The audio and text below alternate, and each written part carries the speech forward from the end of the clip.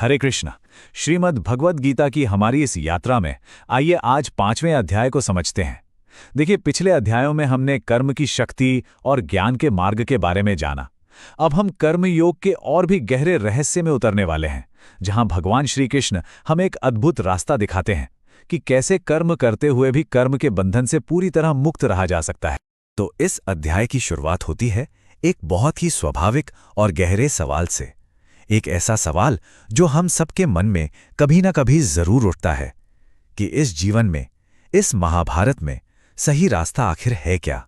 क्या हमें अपने सारे कर्तव्य निभाने चाहिए या फिर सब कुछ छोड़कर वैराग्य का रास्ता अपना लेना चाहिए? यही वो दुविधा है जिसमें अर्जुन फंसे हुए हैं। तो अर्जुन भगवान कृष्ण से पूछते हैं, हे कृष्ण, आप कभी कर्मों के संन्यास की तारीफ करते हैं और कभी भक्ति के साथ कर्म करने की यानी कर्म योग की। आप कृपया एकदम साफ साफ बताइए कि इन दोनों में से मेरे लिए ज्यादा अच्छा, ज्यादा कल्याणकारी मार्ग कौन सा है। ये एक ऐसा सवाल है जो कर्म और वैराग्य के बीच एक संतुलन खोजने की कोशिश कर रहा है। अब भगवान श्री कृष्ण अर्जुन की इसी दुविधा का समाधान करते हैं और उनका जो जवाब है वही इस पूरे अध्याय का सार है। ये हमें कर्म करने का एक बिल्कुल नया, एक क्रांतिकारी नजरिया देता है। तो चलिए देखते हैं भगवान क्या कहते हैं। भगवान बिल्कुल स्पष्ट करते हैं कि देखो, कर्म संन्यास हो या कर्म योग, दोनों ही रास्ते परम कल्याण की ओर ले जाते हैं। मंजिल एक ही है। लेकिन यहां एक बहुत जरूरी बात है। भगवान कहते हैं कि कर्म संन्यास के मुकाबले कर्म योग साधना में ज्यादा आसान है, मतलब उसकी प्रैक्टिस करना ज्यादा सरल है और इसीलिए वो बेहतर है, श्रेष्ठ है। बिना कर्म योग के सिर्फ कर्मों को छोड़ देना, उस अवस्था तक पहुंचना बहुत ही कठिन है। तो फिर सवाल उठता है कि सच्चा सन्यासी है कौन? यहां भगवान सन्यासी की परिभाषा ही बदल देते हैं। वो कहते हैं कि असली सन्यासी वो है जो कर्म करते हुए भी न तो किसी से नफरत करता है, न ही किसी चीज की इच्छा रखता है। मतलब जो इंसान पसंद नापसंद, सुख दुख, इन सब भावनाओं से ऊपर उठ जाता है, वही कर्मयोगी होकर भी असल में एक नित्य सन्यासी है। ये श्लोक तो बड़ी ही सुंदरता से सब कुछ साफ कर देता है। भगवान कहते हैं कि ज्ञान योग से जो मंजिल मिलती है, ठीक वही मंजिल कर्म योग से भी मिलती है। इसलिए जो ज्ञानी इंसान इन दोनों रास्तों के फल को एक बराबर देखता है, वही असल में सच को देख रहा है। मंजिल एक ही है, रास्ते भले ही अलग लगे। अब एक बहुत ही सुंदर उदाहरण आने वाला है। भगवान समझाते हैं कि एक कर्मयोगी इस दुनिया में रहते हुए भी सांसारिक बुराइयों और पापों से कैसे बचा रह सकता है, और इसके लिए वो कमल के पत्ते का ये मशहूर उदाहरण देते हैं। जरा सोचिए, एक कमल का पत्ता जो पानी में ही रहता है, लेकिन पानी की एक बूंद भी उसे गीला नहीं कर पाती, वो फिसल जाती है। बिल्कुल उसी तरह एक कर्मयोगी इस संसार में रहकर अपने सारे काम करता है, लेकिन पाप उसे छू भी नहीं पाता। पर यह होता कैसे है? चलिए अगले श्लोक में इसे समझते हैं। यहां ये रहस्य खलता है।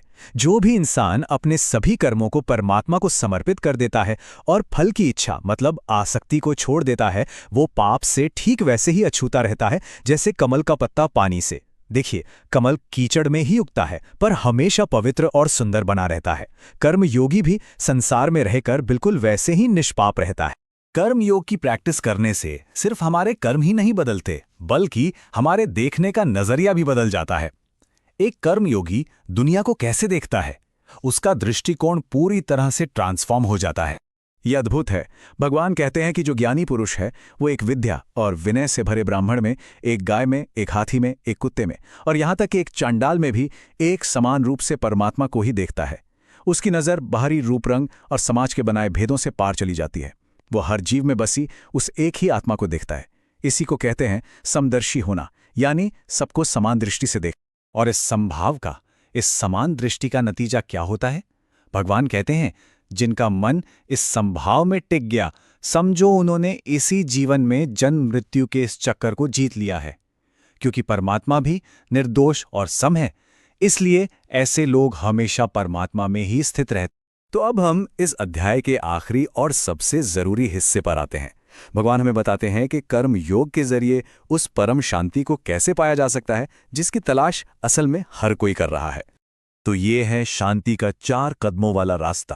पहला, अपने कर्मों के फल को त्याग दो। दूसरा, उस फल से किसी भी तरह का लगाव यानी आसक्ति, उसे छोड़ दो। तीसरा, अपने मन और अपनी इंद्रियों को काबू में रखो। और चौथा, इस अभ्यास से वो परम शांति मिलेगी जो फिर कभी भंग नहीं होती। और अंत में भगवान शांति का सबसे बड़ा सूत्र बताते हैं। वो कहते हैं कि जो भक्त ये जान लेता है कि सारे यज्ञ और तप को भोगने वाला मैं ही हूँ, सारे लोगों का स्वामी मैं हूँ और सभी प्राणियों का बिना किसी स्वार्थ के प्रेम करने वाला मित्र भी मैं ही हूँ, वो परम शांति को पा लेता है। जब कर्ता, कर्म और फल सब कुछ ईश्वर को समर्पित हो जाए तो पीछे सिर्फ और सिर्फ शांति ही बचती है।